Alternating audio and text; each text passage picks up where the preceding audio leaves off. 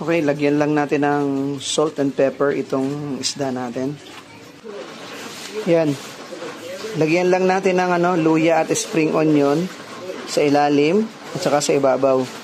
Pagkatapos, may salt and pepper po yung isda at ilalagay na po natin sa steamer.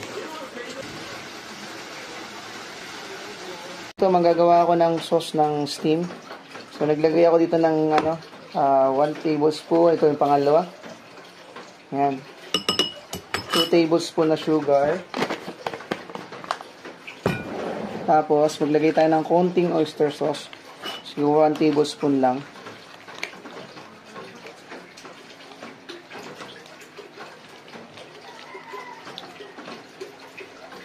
Yan.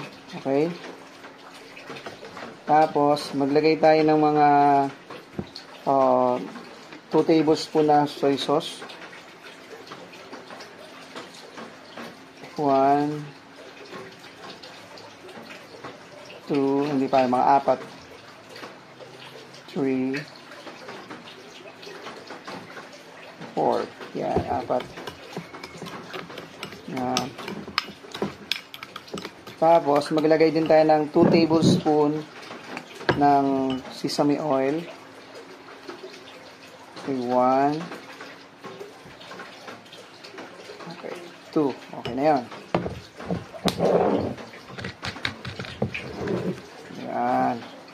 Tapos, mix up lang natin to. Yan. Halo-haluin lang natin hanggang matunaw yung sugar. Okay. Ito na yung steam na kanuping natin. So, lalagyan ko lang siya ng sauce, yung ginawa natin. Okay.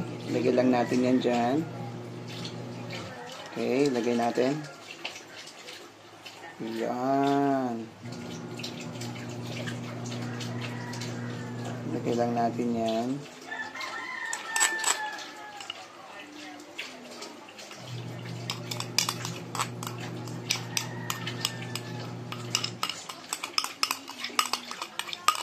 Yan.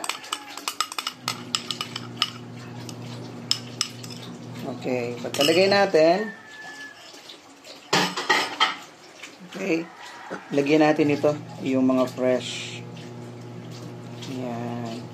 Yung fresh spring onion.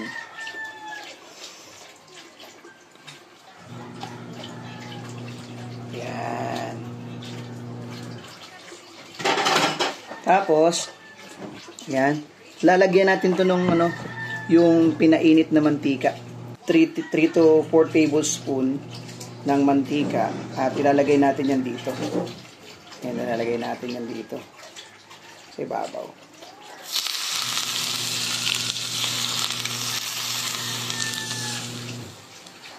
Yan. O, diba? At ito na po yung finished product ng ating steam na kanuping.